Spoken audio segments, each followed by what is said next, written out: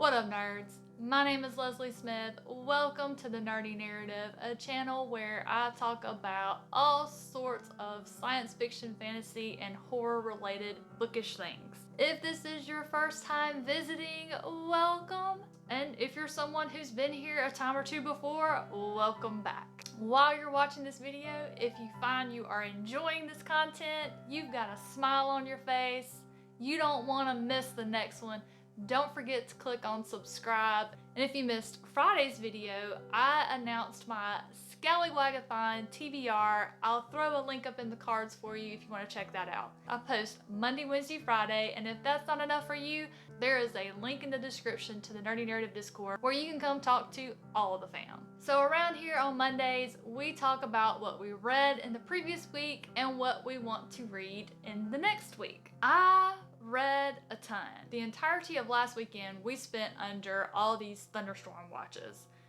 that never came. We didn't want to risk leaving because Milo, my rescue pup, is deathly afraid of thunderstorms and all he wants is his mama to hold him, and I literally just have to constantly talk to him because the only thing that kind of helps him calm his anxiety is his mama's voice. And I have to talk to him in the mama voice in order to get him to stop shaking. So because of the threat of storms, we stayed home all weekend and I took the opportunity to just read. I read like there was no tomorrow. So let's talk about it. First book I finished was Salem's Lot by Stephen King. I loved this book. I'm addicted to his writing. Everything I've read by Stephen King this year, I have thoroughly enjoyed. I just cannot put it down. I love it. They're quick reads, they're interesting, they just keep me absolutely just enamored throughout the entire book. I went into it blind, and I highly recommend that method, especially in a horror or suspense thriller book, because you know what type of genre it's in, so you know something's up, you know something's gonna happen, and I think the anticipation of knowing something's coming but not quite sure when or what it is really adds to the experience.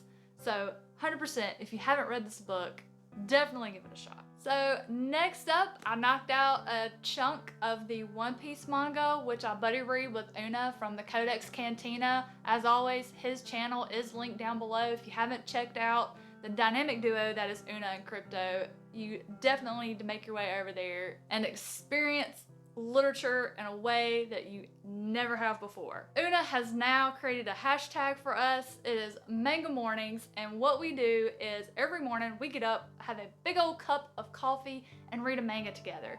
We started out with Inuyasha, and we've switched off to the One Piece manga that we're working our way through, and I absolutely love this series. I believe the goal is to just kind of change it up and bounce around just to keep the series interesting and fresh. So we were kind of talking about September, and I was like, I'm not really ready to leave Luffy and his lovable pirate crew behind just yet. So we are going to continue with One Piece in September. I'm stoked for it.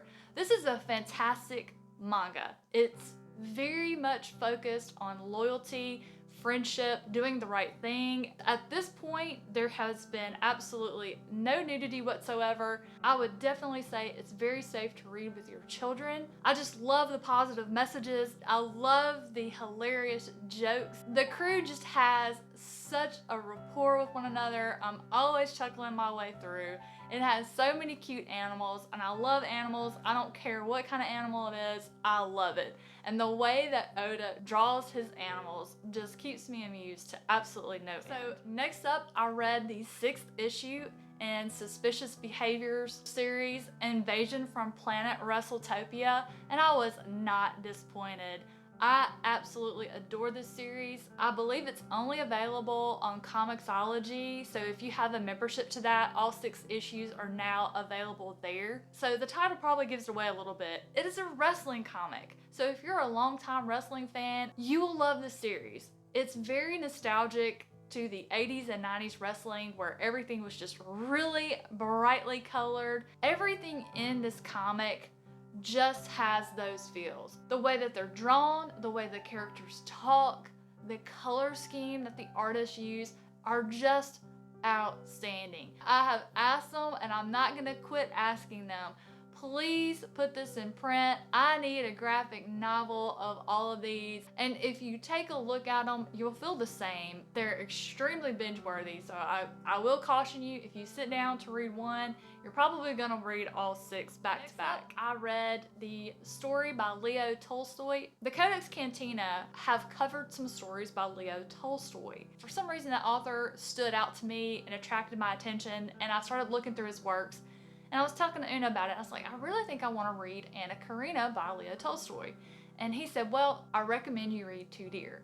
So I read that this weekend. It was a very enjoyable, funny little read. I talked to my dad shortly after I read it, so I was telling him about it.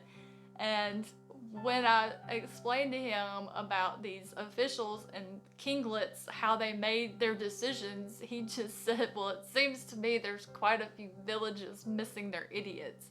And that's a very simple way to put it, actually. I meant to rewatch the Codex Cantina's analysis of it because I have to wonder, was Tolstoy like targeting somebody? Was this his way of making fun of maybe some local politician's decision or something of that nature? I have to wonder, and I'm gonna have to go back and watch their video again because they give so much more background to each of the stories. So I need to satisfy my curiosity on that. Next up, I finally read Something is Killing the Children, a comic that was highly recommended by Christy on her channel, Lazy Owl. I really love the artistry in this one, and the story is good. It kind of feels a little bit of a ripoff of something else that I've seen. The real quick and dirty premise is there's a town, children are all of a sudden coming up missing,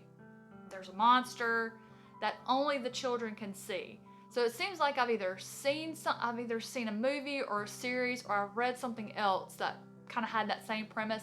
So it feels similar to something else, but I still really enjoyed it. So something I have experienced with comics, and I mean my experience with comics is very small so far.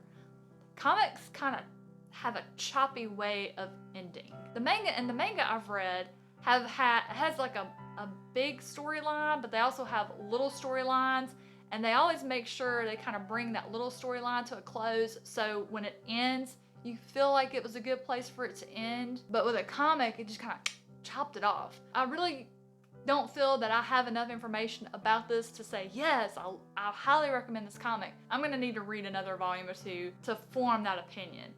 But right now I can say I'm not entirely sold. I am about halfway through Assassin's Apprentice by Robin Hobb. This is one that I'm buddy reading with Michael Nipp's patrons over on his channel. I'll have him linked below for you. It's a really great book. This style of writing was the style that was popular when I first was introduced to the fantasy genre. This series came out around about the same time that I got exposed to Robert Jordan, which was mid-90s. It's just a really pretty style of writing, but she doesn't go overboard. Like, she's not nearly as descriptive as Terry Brooks or Robert Jordan, like that type, but it is a very interesting story. It's very different. I'm really enjoying it. I got into it super fast. So far, I've made it to chapter 19 in Words of Radiance. This is one I'm buddy reading with the Storm Along 2020 group. This is the first time I've ever read Words of Radiance. I am just soaking it up. A lot of people have said that they love this book more than The Way of Kings. For me right now, just over 200 pages in, I don't agree. I still love The Way of Kings more, but it's still early, being I'm only 25% of the way through. The very first sentence just threw me for a loop. I was like, what is happening? The whole prologue, I was like, what is happening? What did I just read? Like, wait, what? There's been a lot going on. I have learned so much about the Spren, which I am really interested in that. There's been some character development with Shaylin, and I have to say, while I never trusted that little hussy in the first book, I'm actually starting to respect her a little bit. We're really getting down deep with her character, and I think I like who she is. The jury's still out. Kaladin is back ranked number 1 as far as my favorite characters. He was my favorite when I read The Way of Kings the first time. On the reread, Dalinar was my favorite. but it was very early on, and Words of Radiance, Kaladin took that spot right back. So I'm looking forward to continuing this journey. I finally got started on The Rage of Dragons by Evan Winter, and I am hooked. I'm about 180 pages in. The prologue kind of confused me. I wasn't really sure what was going on. And then once I got into the first chapter, it started picking up the pace, and now I'm living for it. The world building is fascinating. I feel like I've just gotten to the part where the story is just about to freaking snap, and I'm probably going to end up binging it. It's hard to put down. It's very entertaining. So yeah, I just need to go on and wrap this little video up, because the faster I wrap it up, the faster I can get back to reading this one. I had a freaking fantastic week of reading. I read so much. It was wonderful. So next week, I am going to be reading the books that I selected for the Scallywagathon. And now I want to hear from you guys. What all did you read last week? What was your favorite? What are you gonna read this week? Hit me up down below. Join me in Discord. I want to hear from you guys. I hope you had a great week last week. I hope you have an even better week this week. Have a fantastic rest of your day, and I'll see you soon.